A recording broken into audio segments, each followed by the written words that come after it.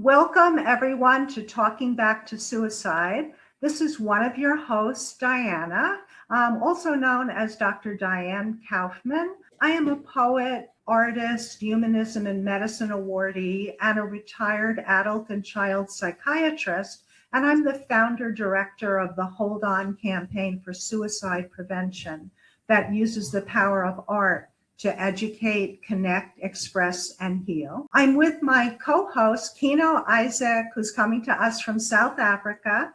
Kino is a DJ, music producer, entrepreneur, and most importantly, a mental health advocate for independent artists. And our special guest today on Talking Back to Suicide is Renee Patel, a South African author, mother, and survivor based in Johannesburg. Renee is the author of A Childhood Gone, a memoir of survival, grief, and breaking the cycle. That abuse spanned generations. She is also the author of Jayana's Divine Adventures, a coloring book of stories, wisdom, and wonder for young children. Renee's life journey includes experiencing bullying, violence, toxic relationships, multiple suicide attempts, and the death of her son. She explains, much of who I am has been shaped by both the beautiful and difficult parts of life. And those experiences have taught me compassion, strength, and the importance of authenticity. Renee is a survivor who is passionate about storytelling, creativity, and creating things that leave people feeling seen and understood. She says, I believe growth often comes from the places that once hurt us, and that there is a power in continuing to move forward with softness, courage, and hope. In her memoir, A Childhood Gone, Renee shares on navigating through grief, violence, love, and impossible choices to confront what it means to carry pain without losing yourself entirely. Life is complex. A Childhood Gone does not offer easy answers. It offers recognition. Most importantly, for anyone who has ever felt unseen, unheard, or forced to grow up before their time, this story will not look away. Welcome, Renee, to Talking Back to Suicide. We're very excited, glad that you're with us today. Thank you so much for having me. It's truly an honor to be here. Renee, you've mentioned how you were exposed to violence when growing up. I'd like you, if you could, to talk about that violence, what kind of violence it was, and also about being bullied, when that started, and how you reacted to that, or what was that like for you? Okay, so basically in our household, there was a lot of domestic abuse happening between my mom and dad, and obviously even siblings of my dad when they would get into fights and arguments and things like that. So I've been around that. My mom had not one, but multiple failed relationships, and most of them ended in violence, which is why she chose to walk away from them. Eventually, it got with my brother's dad, it got really, really bad to a point where my mom had to relocate. So we decided to leave Pietermaritzburg, which is in KwaZulu-Natal, and then come to Johannesburg. And then I was around 6 when we moved here. And then at the age of 9, I had a bullying incident at a new school that I attended. It was just because of my identity. I sounded different. I looked a bit different. And it was 2 girls that the one was younger than the other, and they were both in the same school as me.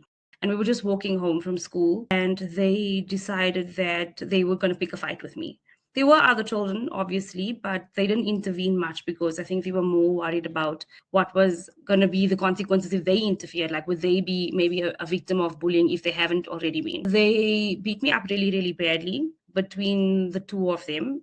And I can't really remember if other children did get involved, because at one point I did black out completely. I was dragged from one point to another, which is quite a distance. If you look at, like, when I looked back on Google Maps, I seen exactly how far it was. And I was being beaten the entire time while I was being dragged. Like, the minute I tried to lift myself up, I was getting kicked here or punched there. And then when we reached a certain point, they threw sugar water on me. It was at somebody's house. And ants on me. So some other children were walking past. We're actually very good friends now. Helped me, carried me to my mom's house. They banged on the gate and they left. And my mom didn't make it like a small thing. She actually did try her best to make it known that this is what happened to me.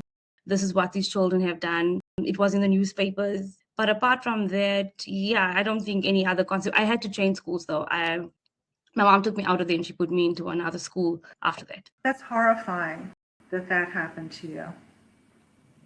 Wow. Can you remember what was it like for you when you went to the new school? I mean, I'm imagining, was there carryover, meaning becoming frightened that other children were going to be attacking you physically or verbally? Yes. And also, in a way, it was both a relief and also fear, because it's like I'm not near them, but also the fact that it could happen again. Because I don't know if they have friends in that school. I don't know if they have family members in that school. Or I honestly felt like there was something wrong with me, because it happened to me from then. Even when I went to high school, I was bullied. So maybe not like physically, but verbally, people would pick on me, laugh at me. I was the joke of the class. I wasn't very popular. I became very isolated.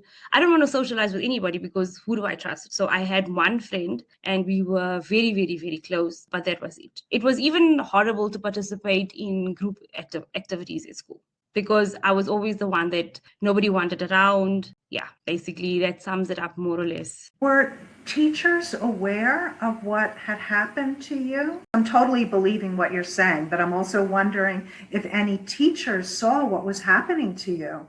And did they come to your aid? Okay, so in school, I don't know, but sometimes if you tell the teacher, you make it worse for yourself. That's how it was, because you still have to stand outside the school and wait for your transport. Or you still have to walk home, or you're still going to have lunch breaks when there's no one to protect you. So at one point, a teacher did get involved. I did explain to the teacher, and she suggested that I tell my mom to come to the school and speak to the principal. Obviously, she did try to address the issue, but it wouldn't stop children from being children.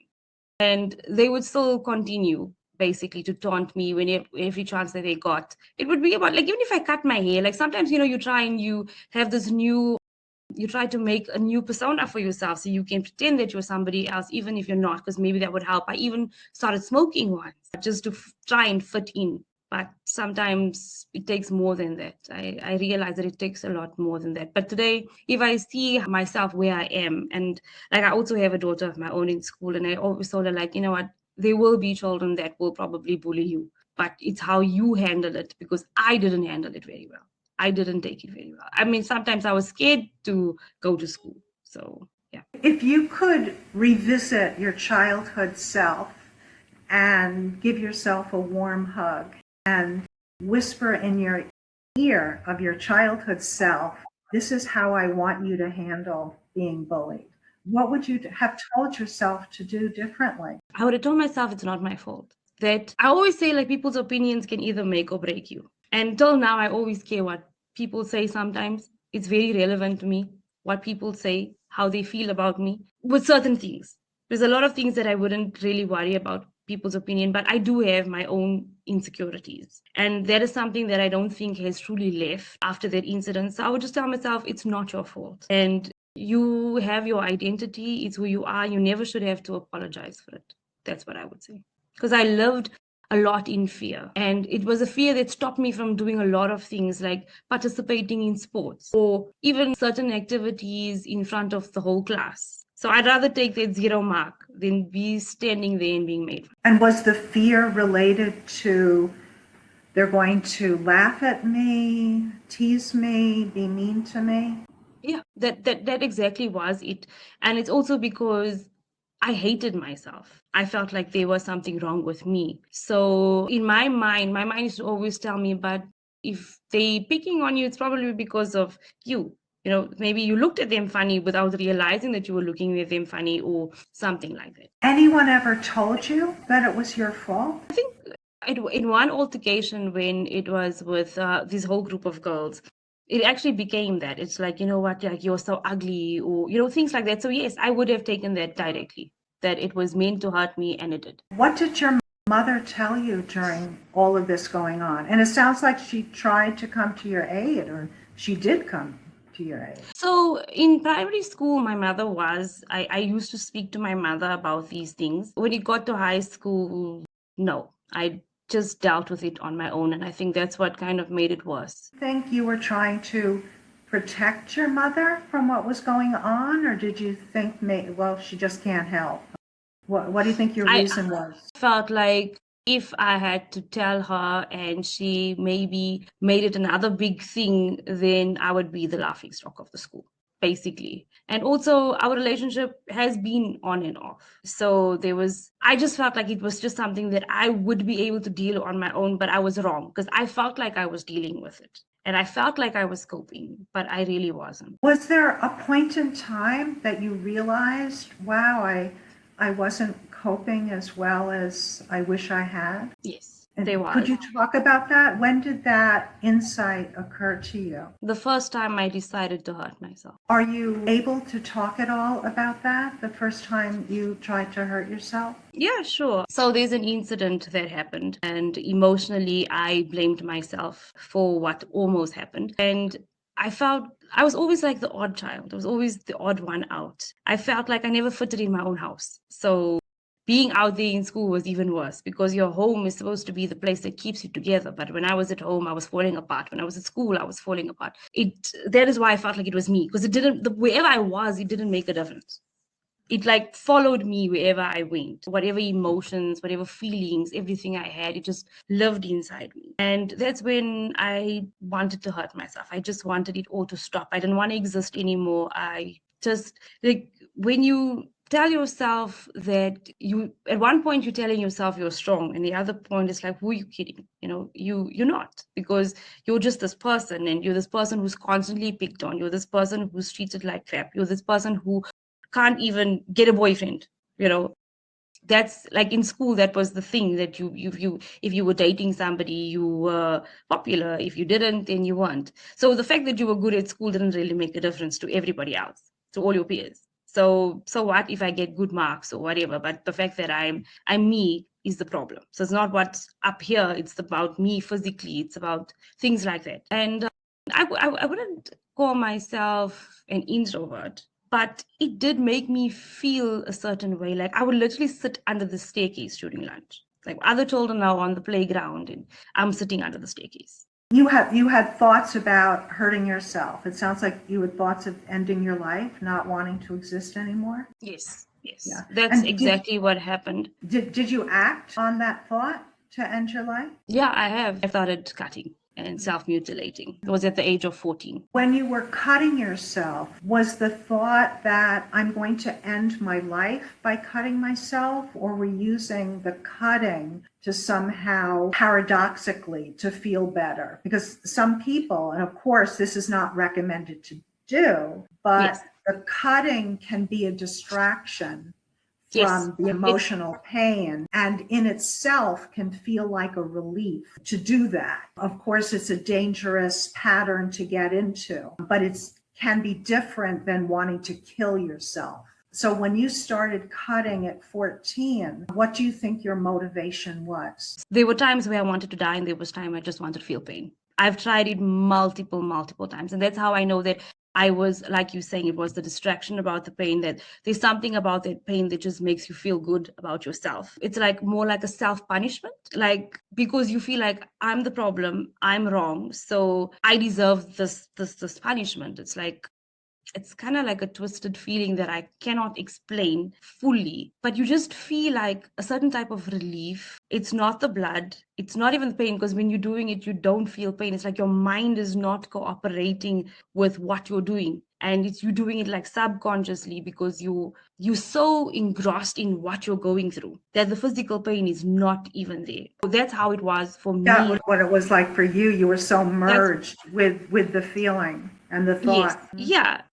It was, I know some people would say it's to get attention or whatever, but I mean mine was not out there for the whole world to see. If I wanted attention, then I would go like, hey, look, I cut myself, can you help me? It was not about that. It was just something between myself. It became a ritual. It became, the more angrier I got, or the more life treated me differently, or I felt like life was treating me differently, the more often I did it. So it became scars upon scars upon scars, and every cut was an apology that I never owed anybody. It just continued and continued. And when those ones would heal and then something would happen, then I'd go and I'd do it again and again. So eventually it was on my left hand. And then while that one was healing, sometimes then I would go to the right. Sometimes there would be like 2 or 3 cuts. Once I even did up to 40. Roughly counting, it just goes on and on and on and on. You become addicted to that feeling, basically. Were you needing to hide your hands? How did sometimes I've met individuals where there has been cutting. I remember a young woman I met where there was so much cutting on her extremity, where she was covering it up with clothing.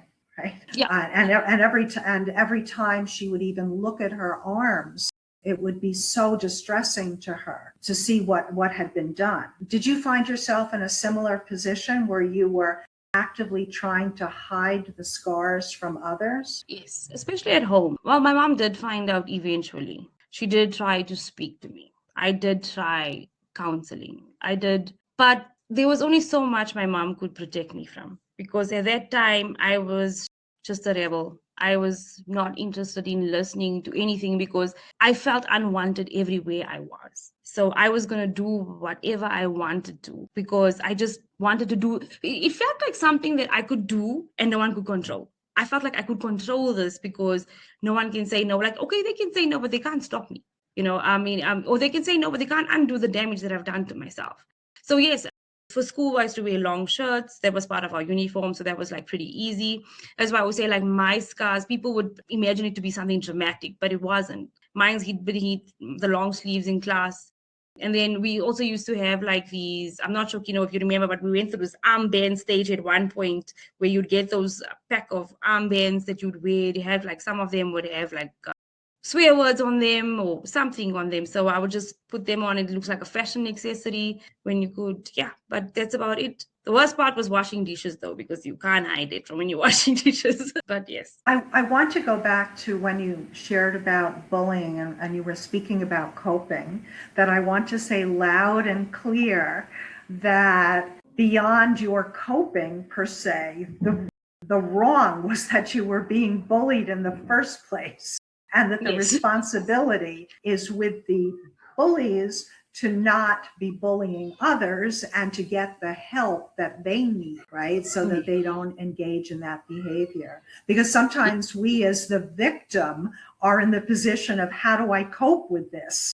And on the one hand, yes, we need to be able to share how we're feeling with trusted others, get help from our parents, if possible, from mental health providers, from the school, etc. But that should never, of course, be the primary response to a problem with bullying, right? That is obviously, and I know you know this, that it's the bullies who need to examine themselves and take responsibility. And also, I'm thinking too, sometimes we can take on the shame and the guilt that belong to the perpetrator. Yes. Which is why I said that for me, I completely took the responsibility on my shoulders to say that it was my fault. Because even in something like that, I agree with you 100%. A bully is the problem, not the victim.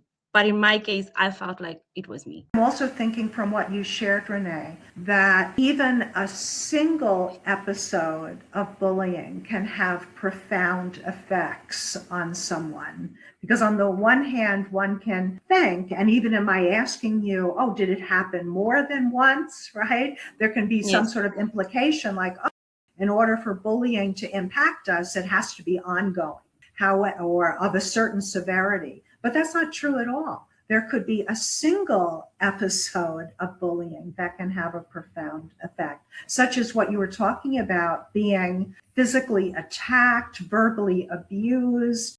Witnesses were there. They, for their own reasons, were not able to stand up for you to protect you. Then you're needing to change schools. All of that is traumatic. Yeah. So I think it's because, like you're saying, it was just like everything happening at once. Like it was not just like, okay, someone called me a name that I didn't like and left it there. It was being called names, being beaten up, being dragged to an extent where sugar water and ants are thrown on you. So like that's not normal on any other level.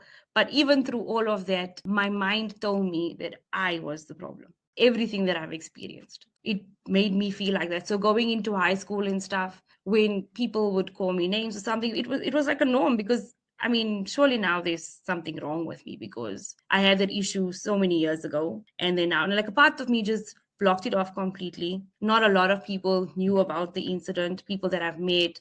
Even my daughter, I think she found out about it after a couple of years when in high school, I think I spoke about it and I told her, like, this is what's going to happen. This is what I've been through. And because when she sees me, she always sees me as a strong person. Like even when she saw this podcast and she's like, you going on a Talking Back to Suicide podcast? And there's a lot of things that we try to protect our people from. And sometimes I feel like we shouldn't do that, because if we tell them what we've experienced, we are enabling them to prevent the same thing from happening. It just took me a while to learn that it's okay for me to speak about these things. It's okay for me to be vulnerable. It's okay for me to feel the way I feel. So there were times when I thought, okay, so maybe if I become the bully, then I wouldn't be bullied, because everybody was scared of the bully, so nobody picked on the bully. So maybe that's who I became, but it's just not my nature. It's just not my. Yeah, I can bully my kids now, but back then, no. Some of us are just not like that. And thank goodness they're not. Yes. And it makes sense to me when you're talking about that you were, through no fault of your own, out of control of the situation, right? Because you were not able to control the bully's response to you, right? Or other people's response to you. And you needed a sense of control. How can I control this? And acting it out on yourself, it seems to me, was your way, not a healthy way or the best choice, but to exert some kind of a control on it. So and even the thought of, well, maybe I should be the bully, right? Yes. That's another way you were trying to regain authority and control in your life. Again, not the correct decision to make to become the bully. And it seems to me that through your life experiences and maturity and the quality of who you are, you eventually realize, no, that was not my fault, right? And I'm a worthwhile human being of value. And these other bullies, they are the ones that had problems and needed assistance in their life, and that none of us should be hurting others, right? 100%. I agree with you completely. It's just a pity that it took me so long to make peace with it and tell myself that it wasn't my fault. It took many, many, many years, because when I'm going to just little fast forward here into my life. So I did say that I was a rebel because of this. I never listened to my mother. I wanted to do my own thing because I felt like few things, the wrong things I felt like I could control. Right. I didn't become a bully, but I did start smoking. I did try to become somebody that I wasn't. And in the mix of this, I met somebody. It was actually one of my friends. It was her brother. And I fell in love, and I also fell pregnant. And then I ended up getting married at 16. And then I ended up in another situation I felt like I was the problem because I was told that I was the problem. And then we go back into the abuse that I tolerated in that relationship, and it triggered a lot of old wounds. So I did stop cutting for a very long time, and then I started it all over again. So thinking that I would be, if I changed, like, because now life seemed to be okay, I felt like I was being normal. Obviously, there's nothing about being pregnant at 16 that's normal. But for me, I made my bed and I was going to lie in it. I was not going to make excuses for my behavior. It was a consequence to a choice that I've made. And going through that and going through the violence that I experienced and stuff, it just put me back into that very, very dark place. And my father, I don't speak about him much. But my father, he was also a drug user. He was a woman abuser. He was an alcoholic. It eventually led to him becoming very paranoid. He sometimes, like, I look at myself and I always say, is this how my father felt when pain lived in him without an exit? Right. And when you sit down and you decide that I'm going to hurt myself, you feel like you're somehow just letting everything go. Like for that few minutes, everything is just quiet. It's just you and what you're doing and your actions. There's no thoughts at that moment. It just stops for a while. It's just a pause. It's like a scream from your body that's just silenced for a while. And I'm not proud of it. But the cutting did lead to other things, other attempts. When I felt like the cutting wasn't sufficing anymore, if that makes sense, then yeah, at one point I was hospitalized. It was very, very bad. I was hospitalized and they had me in the psychiatric unit. And my child I think she was just over a year when that happened. And they spoke to me and they said, this place could be permanent if you keep this up, because you're not normal, because they've seen like old scars. They've seen that I've done it before. This was not like a first attempt. And all I could think about is I have a child. At that time, like, it's funny because a few minutes before that was the last thing on my mind. I just wanted everything to end. And now when I'm sitting there in the hospital bed, then I realize that that's my responsibility. And I want to live. You have that world to live. But there were other incidents where I, for example, tried to hang myself at one point. I really wanted it to end. There were times when I really wanted it to end. And there were times where I just wanted to feel the ease in the pain, if that makes sense. Well, it doesn't, because it doesn't. There's no way that hurting yourself justifies anything. But for me, it made sense when I did it. What was the response for you from being in the hospital, meeting therapists? Were you ever on medication? Was there anything that seemed to help you in terms of the mental health profession? Was that of help or of hurt to you in your seeking to get well? I did go for counseling when I was still in school for the cutting. I did. In adult life, no. I just felt like I was dealing with it because it became less. And then eventually, like I said, I did stop. And then it started all over again. And I kept on telling myself that this was the last time. You okay, you fine. It happens.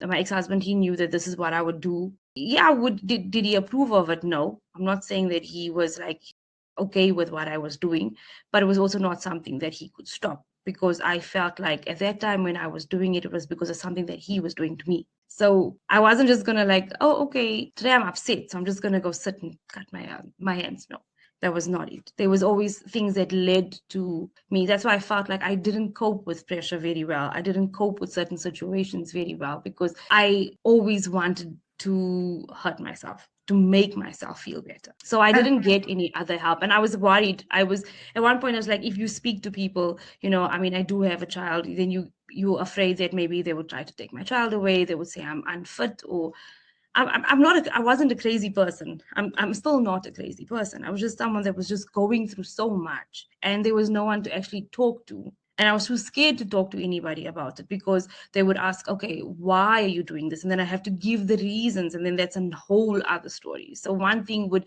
lead to opening up a wound of something else. And it was just something that I could not afford to experience with everything else that was happening in my life. So I just tried to, yes. Go on. I'm sorry. Finish your thought. Sorry. You froze on that side a bit on my end. So Renee, how many years has it been since you cut yourself?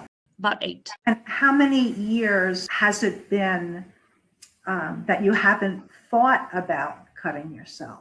Also 8 or another number? So my son passed away in 2017, and there was attempts after that, but I just stopped. I told myself that this is not what he would have wanted. As much as I would, and then at that point, it became as an attempt to want to be closer to him. Like I felt like I have nothing here, and I was like, my daughter, she has her dad, and she's okay. And sorry, my toddler's here. That she has her dad, and she'll be okay. And I was just thinking of being with my son because I was alone. Like I had nobody.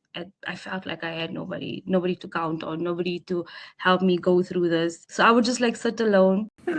She has this thing where she comes and like, are you okay, mommy? And it feels so good. Like, but I didn't have all of that. And I did try, but then after that, I don't know, but it's like I had this sudden epiphany not to do it anymore. Just to stop, change. There's no lights? Okay. Okay, so I'm so sorry. No, Just you to were tell myself that I don't want to do this anymore to myself. I want to build myself. I want to try and pick up the pieces of my life and do something different with it. And that's when I just stopped. There was one scenario when it got like really bad, and so I was on an antidepressant at the time, and I was also drinking at the time. But no, I wouldn't say, I'm not saying I'm an alcoholic, because I was not an alcoholic. It was just having a few drinks, and I totally like ignored the fact that I took the antidepressant. And I was just sitting alone with my emotions. And it looked like something out of the horror movie when I woke up the next day and realized what I did to myself. Like my entire bathroom was like everywhere was just such a mess because of what I did to myself. And that was it. No more. I just stopped. so glad you stopped, right? Me too, because it's like I didn't remember much of it. I just woke up and, like I'm saying, it looked like a scene out of a horror movie. Like when you walk into this bathroom and there's like just blood everywhere. And like, yeah, you have the scars, but you don't know exactly, and I was alone. This is the best part about it, is that I was alone. And I feel like that would have been the night, if any of the times that I've tried to take my life, this one would have been at the top of the list, that I would have succeeded. But I didn't. So God had a totally different plan for me. And I took it as my way to get up the next day and say, I'm not doing this to myself anymore. Because if I'm here for a reason. I just need to figure out what that reason is and try and make the most of it. For any listeners right now, I'm thinking how you're being in such distress, under so much stress, perhaps turning a little bit to alcohol, but it being mixed with medication. And most importantly, the risk factor of being alone and not reaching out for help. In a way, the take-home point, even though this is hard to do, when we're in that much pain and having suicidal thoughts, we must let somebody know, right? We must. Yes, you have to speak to somebody that you trust. Sometimes even if it means you meeting a random friend, someone that you're just chatting to that you don't know, because sometimes it's just easier to speak to somebody that you don't know, someone who's not going to judge you, who's not going to take your side, who's not going to take the other person's side, like a pen pal kind of, and someone who just can understand. In today's time, there's a lot of helplines, there's a lot of websites that you can go and, things that will tell you what to do when you feel stressed, how you can calm yourself, like count to 10, things like that. I mean, I didn't think of these things back then, but now there's so many ways that you can get help. You can go to social services, you can speak to counselors at the schools, if they still have them in the areas that some people are. But I would suggest that would be something that you do. You need to talk about it, even if you keep a personal diary. And that's actually how my book came about, because I started writing pieces of myself and how I was feeling. And then I realized that, there was a lot that happened to how, like, I was sitting and asking myself, like, how did I get here? Like when I like making notes, I would just be like on the bus on the way to work, making notes on my phone and stuff like that. And then I had to go back to the beginning, to who I was, where it started. And it was from when I was small. It brought me, and that's how my book came to, but stitching all of these pieces all together to make a childhood gone. And that's when I realized how broken I was, how wrong I was about it being my fault, and how no matter what I would do, I always feel like I am where I'm supposed to be. And all of those experiences were thrown at me to make me who I am today. I'm not a bully, but I will not allow myself to be bullied either. Yes. That's yeah, like that's the point that I am at now. But it had to take all of those trials and tribulations to teach me to be this person. And I feel like I should never have had to be this strong. Or even through my marriage and all of those things that I've been through, I never should have had to. But there's a lot of people who never has to.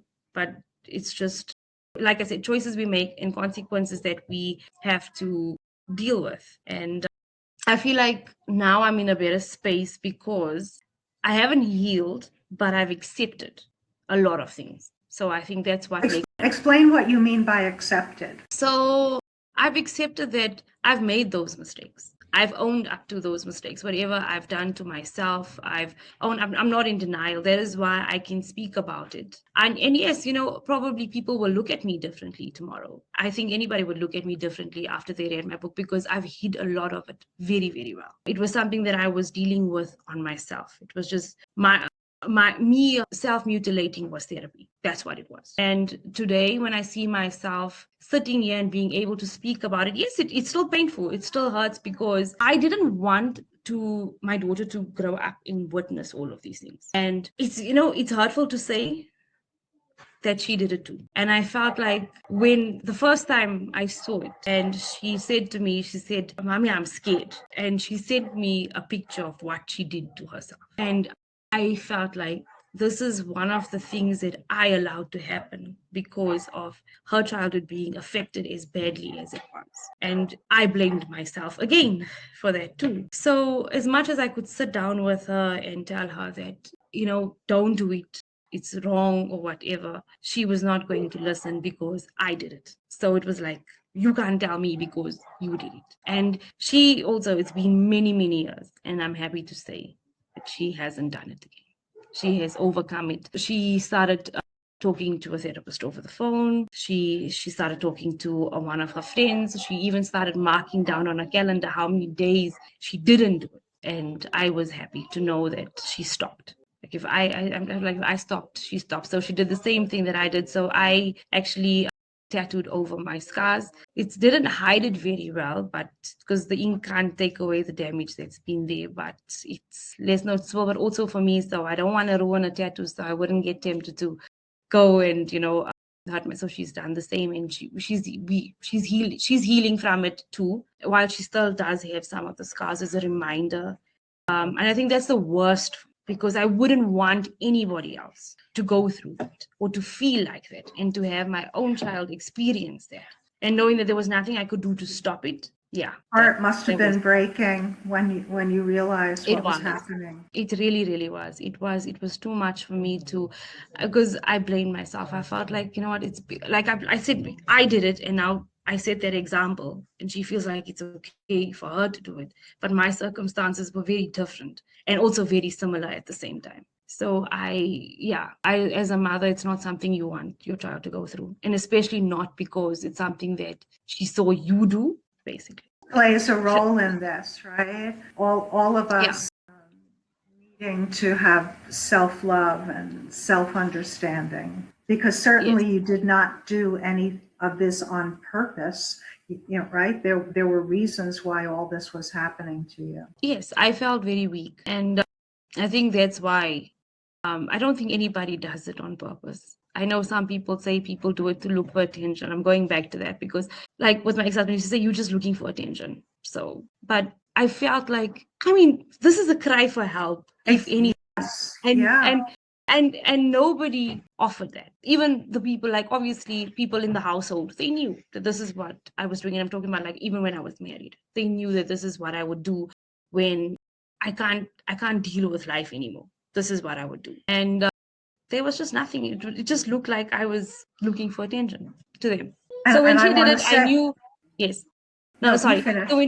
So when she did it, and I don't know, I can't tell you exactly how long it was going on before, but there was a time when she did it, and she said to me, "I'm scared." And that's when I felt like, I'm here. I know that I'm busy dealing with everything, and I'm trying to keep our life together. I'm trying to do so much, but I'm here if you need to speak about it. Maybe I didn't say it to her as often as I should have, being caught up in my own things, but it really hurt me because I feel like till the day that she dies, she's going to have those scars to remind her of something that I started, because it started with me. But I guess it's like you said, you've got to forgive yourself. And I think she's also forgiven herself for whatever she was going through at the time. It's probably like, high school drama, boyfriends, whatever it was. But I also do believe that when you have a childhood that is chaotic, it impacts you for the rest of your life. There's no turning a new leaf. There's no walking away from it. There's no forgetting it and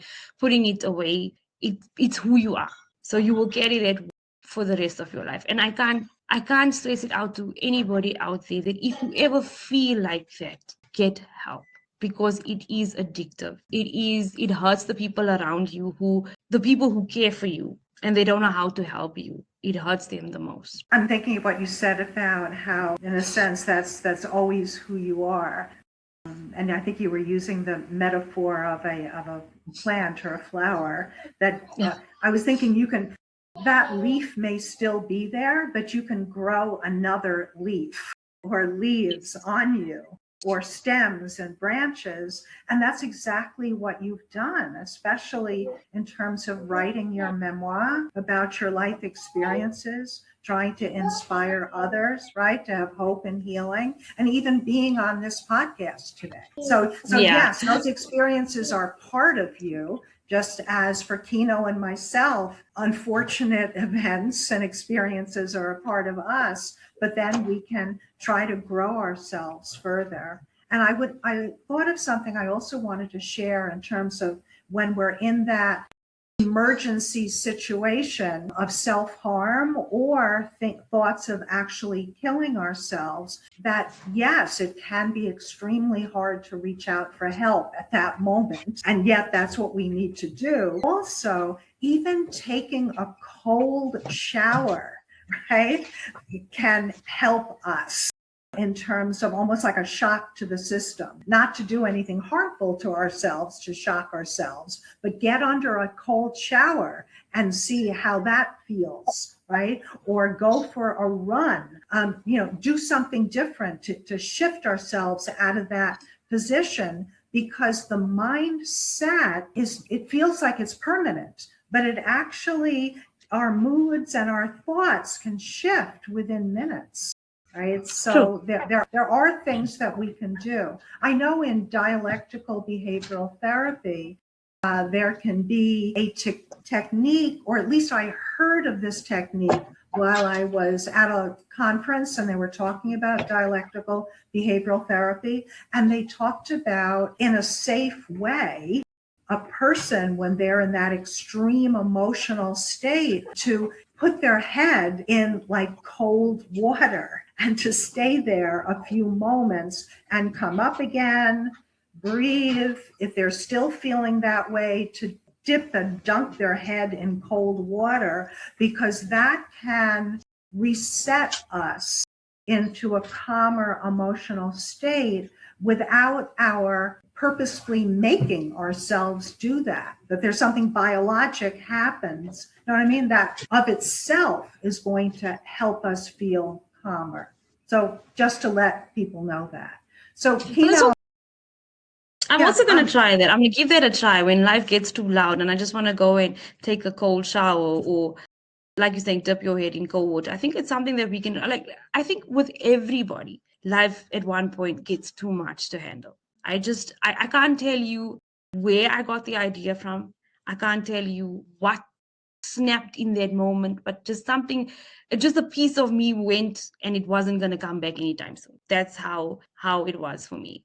But I'm open to like trying what you said in the next time I get angry, because obviously I am human. I'm going to get angry. I'm going to be like under pressure, but it's also like I do feel like now I deal with things in a calmer situation. I try to be different because now I have another daughter and she's 3 and I don't want to have the cycle continue again. So I've broken this generational cycle, and I want to continue doing that. And in order for me to do that, I need to maintain or stay sober from hurting myself, per se. I know that Renee was on your podcast, right? But perhaps you'd like to join in our conversation, because today's conversation has been much more, I think, around the mental health and the self-cutting and attempting suicide. Yeah, there was a lot of similarities, and I've also read a book. So for me, listening to Renee so far is like an audio version of the book, that's playing in my head. But how more real can a person get? I honestly speaking, just a bit off topic before I continue. Renee, if you continue to show up on more shows, being so confident and with so much acceptance, I feel like I was stumbling here and there, but you present yourself really well. I mean, you could become an Amazon bestseller. And this is coming from someone who's interviewed so many authors before. But because you keep it so real, that's what most authors don't do. They want to sell the book more than they want to sell the story. But And the it whole doesn't point work. is the story. I love Yeah, a the good whole read, point is the story. and I for me, like I said, it wasn't really about selling, the book sales. It was about my story saving somebody else who'd be in a similar situation, because in my book, it's not just my childhood. It's a lot of people's childhoods that's in there, because it's my mom's childhood, it's my siblings' childhood, it's my daughter's childhood, it's my ex-husband's childhood, because we all came from somewhere damaged. We all came from something. So everybody's childhood was in that book. So when I said a childhood gone, yes, I was referring to mine, but anybody could find themselves in my book, in a different character maybe, but there's someone there. And that's what made me do that. It was just about, like I'm saying, a personal diary, which I felt like could save somebody somewhere. And I'm sure it will. And as I was explaining to Kino, especially in Indian households, we tend to sweep a lot of stuff under the carpet when things go wrong, because we're scared of being judged, because of society, because of things like that. And this is the very reason why I wanted to speak about it, because it's what we go through, and we suffer in silence sometimes because we're so worried about what people think. And I was that person, that in the point where people actually told me, but you didn't say that you were being abused. So you need to tell people now, like put it out there. Hey, you know what? This is what's going on with me. Or I'm suicidal. This is what I've been doing to myself for so many years. Because when I started hurting myself, I was 14. It continued right up until I was the age of 28, 29, somewhere there. It lasted. Okay, so on the screen, just for the listeners, this is the memoir that we have been talking about, and what Diana mentioned at the start, The Childhood Gone by Renee Patel. So I just wanted to show people, the cover of the book. And of course, if you head over to our website and Amazon, you will find a copy. So Renee, the last time that we spoke on the Kino Isaac podcast, we did take a deep dive into your memoir, into your book. So I'm not going to duplicate anything on that show. And on this show, you have been totally transparent about your life and what the book is about. And what I wanted to focus on this show, and you have already answered some of those questions already just by speaking about it, the trauma that's caused by not only, or when there's trauma in a household, it doesn't only affect the person that's getting hit directly by it, whether it be psychological or physical. It's also the people that are staying there as well, such as your children. Yes. They also do get affected. Yeah. And what you did mention on the show as well is about breaking cycles. So the last time that we spoke, you mentioned that Kiara, who is your daughter and is mentioned quite frequently in the book, was in a toxic relationship herself, and she walked away without looking back. Now, that was a cycle that you broke. How did it make you feel? It made me feel like I did something right. It made me feel like she seen what I walked away from. And I think she also seen herself in that situation for longer. And she pictured the two, and she felt like if she walks away, she'd be saving herself a lot of trouble. And I think that's all any parent wants for their children, is not to make the same mistakes that they have made, to be better than them, to make better choices in life, to have better education, to do things differently. And I think that by her just doing that small thing, it might be a small thing, like, so what, she left one bad relationship. but she never went into another toxic relationship after that. So I'm happy. Now, these unbroken cycles is still a trend in society, no matter which country we talk about. What do you think is the single most important thing a parent can do to break the cycle of trauma for their children? I would say your child is not you. So don't let your pain pass on to your children. If you are hurt, you can't carry that bitterness with you and instill it into your kids. That's what I would say. Like, for example, for me being bullied, I would tell, like, keep to yourself. Because if you have friends, your own friend can turn around and bully you.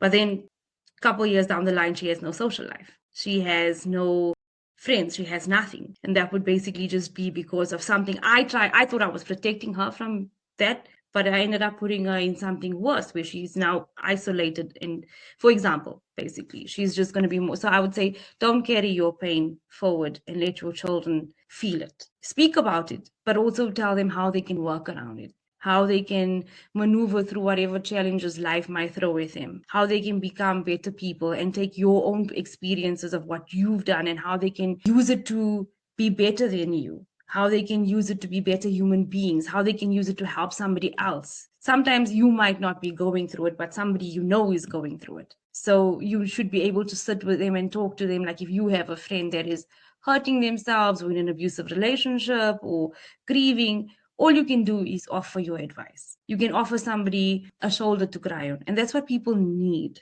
They don't need your generational negativity. Like how you break generational cycles, you can also carry through generational negativity. Or because my mother said, I must do it this way, you need to do it that way. We need to stop that. We need to let our children make their mistakes. We need to let them learn from them because that's the only way that they are going to grow. And that's the only way that they are going to see the world for what it is, because the world out there, it's not safe. The world out there is not cushioned. It's not going to protect anybody. It's real. And the only way that they can do that is if we be real with them, they would know how to take on the situations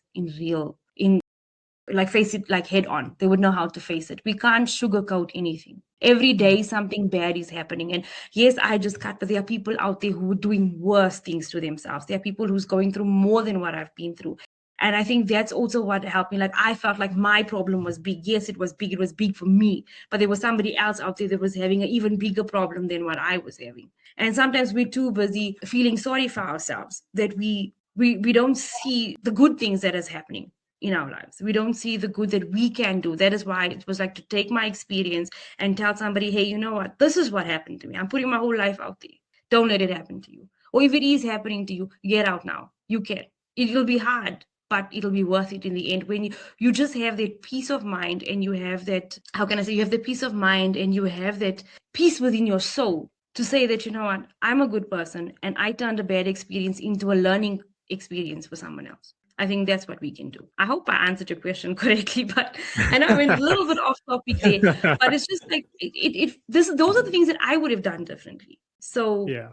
that's why I'm saying it. Also, self-awareness. Adults have an issue with self-awareness to say, look, there's something wrong here, and I'm passing down this generational curse without even realizing it. Or I do realize it, but I don't want to admit it, because I'm so comfortable with how it's always been. So I am just going to pass it down. If you look at my family, for example, I have two older siblings, and I'm the only one that's attempted and has successfully broken the cycle.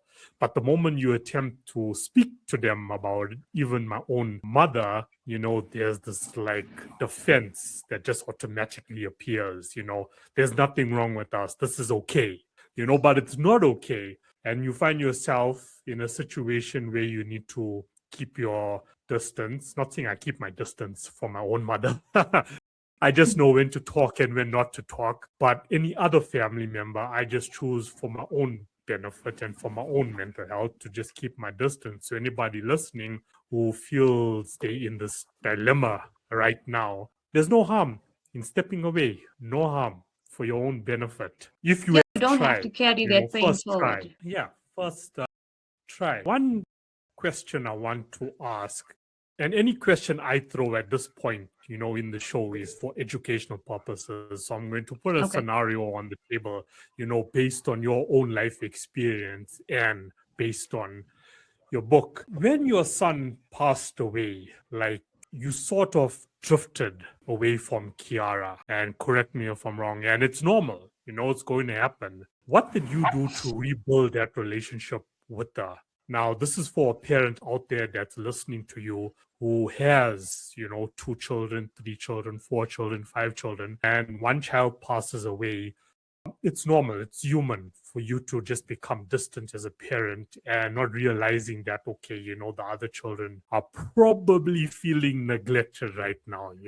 How did you rebuild your relationship with her, and what advice can you give to those parents out there? So, well, you've read the book so that you know that a lot of my time was given to my son even while he was alive, not just after he left. And she always was unintentionally in his shadow because we knew we had limited time with him. So, yes, I had a daughter, but my mind was always trying to be there more for my son because I had limited time. And I think that's the biggest mistake and the biggest regret that I have is for not being fair in terms of the amount of time that I would have spent with both of them at the time. So eventually I'm not saying that she was always left in the cold. There was love, but there was attention, there was a thing. But if he needed me to be with him more, then I would be with him more than I was with her. And I realized my mistake as time went. And unfortunately, by the time I realized that this is what I did wrong, it was too late to fix it. I couldn't go back and undo everything that I've done, the neglect of my time and stuff when it came to her. But after he did pass away, we tried to bond. We tried to get closer with each other. We're trying to find solace in each other. We tried to find comfort in each other because it was just myself and her at the time when he passed away. And she would have some weekends with her dad. Those were my weekends alone. And then there would be weekends when she was with me. I would try and do things with her. I would try to speak to her. I would try and tell her, I'm sorry. And I think, there's in one chapter of the book, The Child Who Learned to Wait at the end. And I say about this amount of things that I would do differently. And I would tell her, I'm so sorry. Yeah. That Yeah. That's all it takes. I think sometimes we just so worried about the people that aren't with us anymore that we neglect the people who are still here. And I think that's one of the biggest mistakes that we make. So yes, I can never stop apologizing for that. And I feel like when she had an issue, I felt like maybe I wasn't dealing with it in the right way because I was still dealing with my grief and everything else that I was going through. So I tried to help her the best way possible because she was also dealing with her brother's death. So I forgot that I was grieving a son, but she was grieving a sibling. And no two types of grief are the same. So while we grieve with it differently, so we eventually got to a point where we would just sit and then we'd cry. And then we would hold each other and we would have that affection. Even till today, if I go and I hold her, she holds back a little bit. She doesn't know how to take in that love because it's not something that I used to do all the time. Yeah. And I feel like as parents, and we just need to, all our children should be treated equally. Having limited time with my son is not an excuse. I should have tried harder. I should have worked better to have a better relationship with her because I feel like when she grew up and she started hurting herself and stuff, it probably was a buildup of everything that was happening. And I think she just didn't know how to cope. But at least I could say that she opened up to me about it. She didn't hide it for many years like what I did. She opened up to me. She spoke to me about it. And I spoke her through it. I told her, this is not the way. This is not how we do it. And she's overcome it. And I hope that it stays that way because she's still young. She's only 19. Life is still going to throw more rocks at her. She just needs to dodge as well as she can and handle the situation better. She needs to focus on her studies. That's all I want. We all just want our children to be better people. But in order for them to be better people, we need to be better parents. And I learned it the hard way. Our children will not always listen. And I know that because I was one who did not listen to my mom all the time. And there was a lot of things that she said. And I used to think that she's just trying to control my life. She's just trying to control me. But that is why I made those mistakes. That is why all these things happened to me. I've experienced all of those things. And I can truly say that she really wanted what was best for me. I just didn't want to hear it. Or I was in denial about it. And if you can't dodge it, take the hit and to get up again and, keep and, going and stand forward. up, yes, and stand up, yes, Yeah, because stand up. we all handle situations differently. And I've seen that she's a lot stronger than I am. I have seen it because the decisions that she's made, even some decisions without me having to guide her, shows that she's not taking a page out of my book. She's writing her own. And that means a lot to me. So tomorrow when I see That's so beautifully said, Renee. Right? She's writing her own book. And I want to say that as she grows older, right, that the relationship the two of you have may grow deeper because sometimes as that young person grows older, they can appreciate what it might have been like for you as an adult, right, at that stage. You know what I'm trying to say? That yes, yes. children and teenagers are not able to appreciate, the 35, 40-year-old parent. But when they get older, they're going to step into another understanding. And I can share that in terms of my own life with my daughter. And in mine as well. I feel like the minute that I became a parent, that's when my whole life changed in a sense where now you are responsible for someone. So you have to make better decisions. Not all of them were very good ones, but that's when that happened. And in terms of us bonding, well, she did get a driver's license today. So I plan on making her take me everywhere I want to go since I'm driving. And hopefully, yeah, that would help us bring us closer. As I explained to Kino, like she has her own life, she has her own this thing. So I do we see each other now and then, even though we live in the same house. She only comes out when she wants to eat or when she needs something from me. But I feel like our relationship would have been worse had I not tried to reach out. Yeah. I might not always be understanding. I might not agree with every decision that she makes, but I feel better knowing that I've given her some sort of guidance and it's up to her whether she wants to use it or not. I will allow her to make her own mistakes, but I would feel good as a person knowing that I tried. It's like when you were talking about, whenever you approach her and you want to hug her, she steps away. But for me, honestly,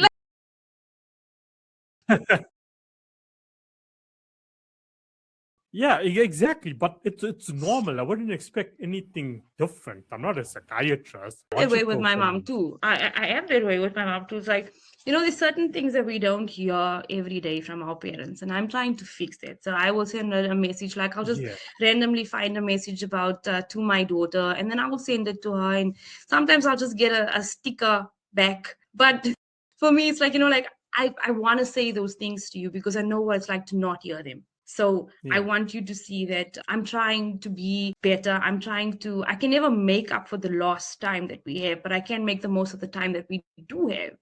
And right now, yes, you're here and I have the rest of my life with you, God willing. And I want us to just have a relationship. Like we do disagree on a lot of things. I can't lie. Simple things like washing the dishes and things like, can start an argument. Sometimes it can be something a little bit more serious, like a disagreement, because she does have two parents. So she can't please both of us at the same time. It's just the way it is. So I just always have to, if we do have a disagreement or whatever, but the love is still there. We always say like, I still love you. And that doesn't change. I might not agree with your decision, but I still love you. And I think that's what we don't say to our children often enough. And that's one thing that I want to change. So with my small one, she's totally the opposite. She's very affectionate. She'll just come and grab my face. Oh, mommy, you look so beautiful today and stuff. And the other one will be like, you're going to work dressed like that, and roll her eyes at me. So I have the best of both worlds and totally two different personalities. But I wouldn't change it for the world. I can just move from here. And just for listeners, why we're talking about this is, once again, it's for educational purposes because there's still a lot of households that are going through what Renee went through.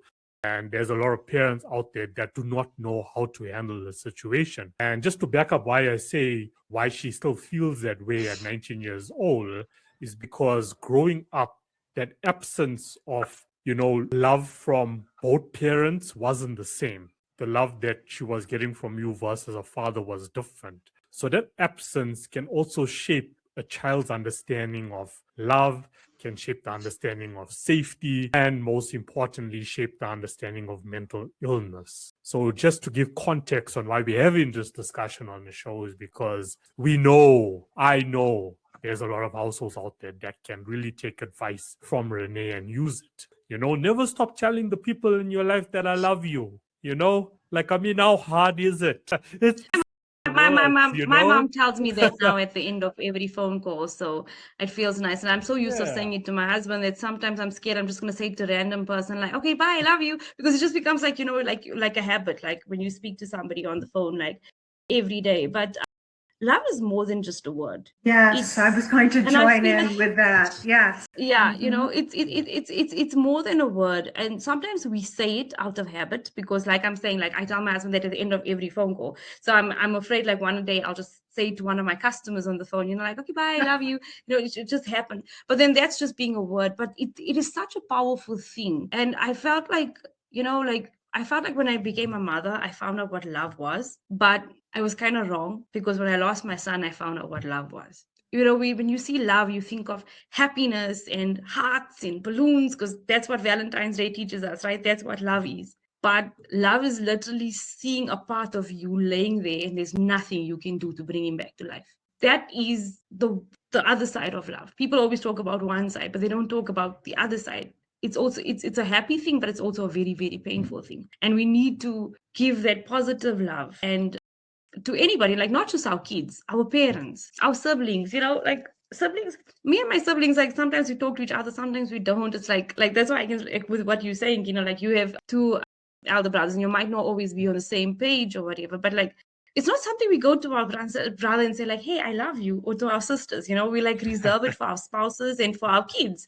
And that's the thing. I know exactly what you're feeling about. And I feel like in almost every household, there's that one brother that doesn't talk, or the one sister that doesn't talk, or they don't talk to each other, but now you don't know where you stand because they don't speak to each other. Now you're in the middle. And if you talk to this one, the other one's getting upset.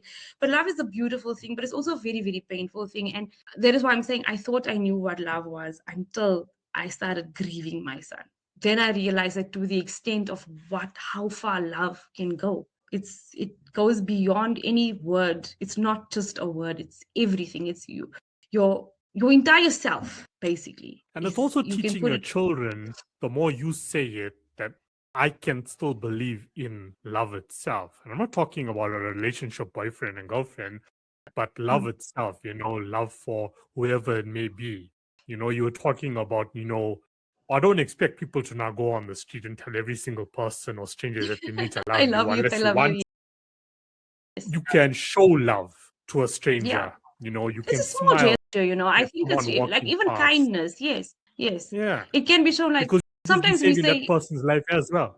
You just don't know it. Renee, could you share how your son had died? Was there a chronic illness that he had? He was born with spinal muscular atrophy, SMA. And I think so with spinal muscular atrophy, you get different stages of spinal muscular atrophy. So when he was just over a year, he wasn't walking, crawling, sitting, or standing. And that's when we took him in for a checkup because they thought it was delayed milestones. And then they did some tests and then he came back to say that he had spinal muscular atrophy. So we knew we had limited time. They did explain to us what could happen in the future, things like that with his organs and stuff. So he passed away exactly 2 months before his 7th birthday. So sorry for your loss. Thank you. To add to the conversation, there are also grief support groups that someone can turn to as well. That doesn't take away the reality of the grief. Yes. And the grief is the other side, or maybe not even the other side. It is the love. The intensity of the grief is also the intensity of love. So after he passed away, I felt like I was alone. I had no one to speak to. So I created a Facebook group. It's called I Lost a Loved One. And it basically has over 200,000 members right now. And basically, people post pictures of their loved ones. They post statuses about their loved ones. They share how they feel. People ask questions. They comment through it. And I think it's just knowing that you're not alone and you're not going through it alone. I think that makes a difference because for me, it's like I was always expected to be strong and I never coped very well trying to be strong or to show people that I was strong. And I've actually become so good at just hiding how I feel. Like I can be crying now and then laughing 2 minutes later and you wouldn't say we talked because it's just like, That's how I deal with my pain. So that's just a platform where people from all over the world have joined, and they just post pictures of their children or their husbands, sisters, anybody that they've lost.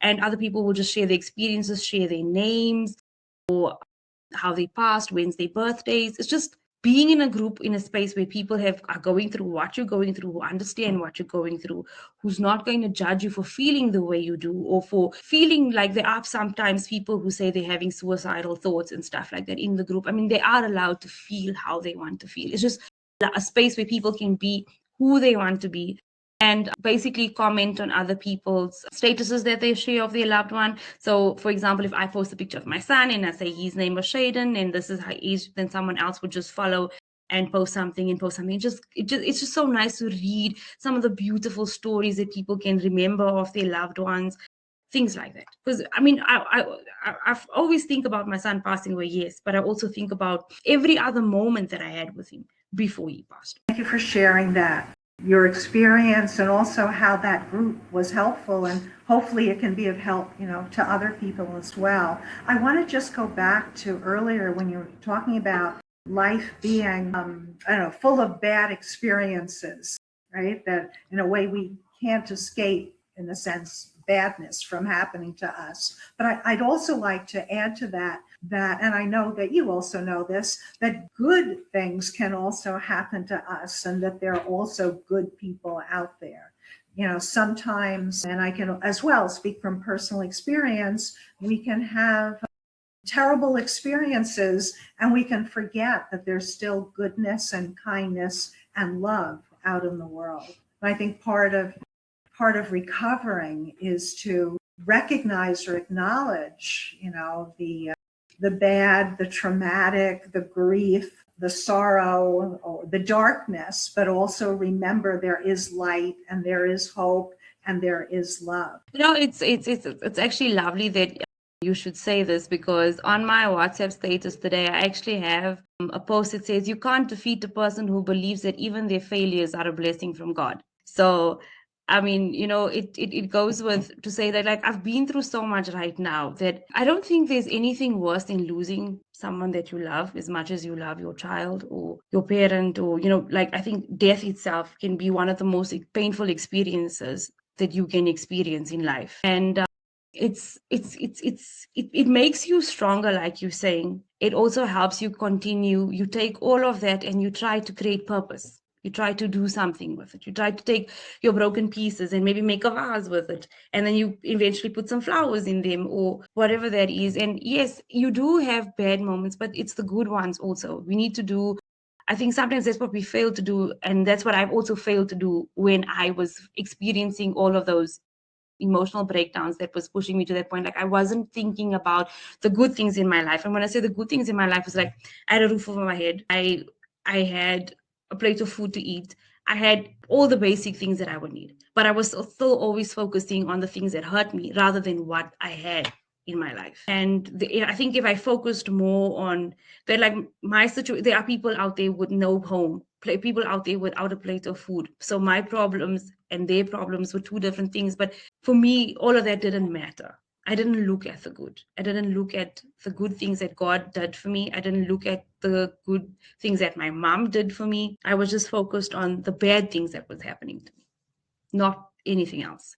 So I think we need to, and I learned that now we need to focus on everything. Like sometimes, yes, life was going to knock you down, but there will be something for you to smile about later. I loved what you said earlier about from the bad experiences, there were lessons to be learned, right? And with those lessons to continue to live your life, right? And find Yes. more love and purpose and inspiration in living it.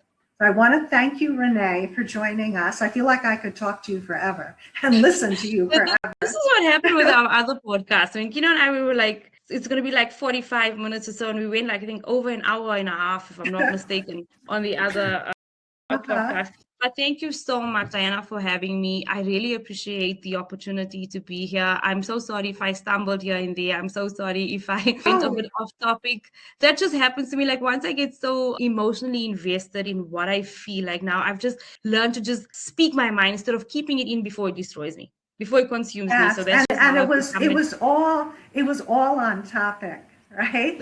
It was expanding in a really good way. How Thank can you so our much. listeners go to your website? What is your website? So it's www.renepatelbooks.co.za. I do have only physical copies, but the digital ebook will be available on Amazon soon, and that would be hopefully available in most countries for people to read. Thank you again, Renee, for joining us. Thank you so much. And thank you Bye. so much Hey, also, Kino, thanks, for Renee. introducing me to Diana. Such a lovely person. And I'm so glad. And I hope that I can learn a lot from you and your future podcasts and anything that comes. I'm really looking forward to watching more of them.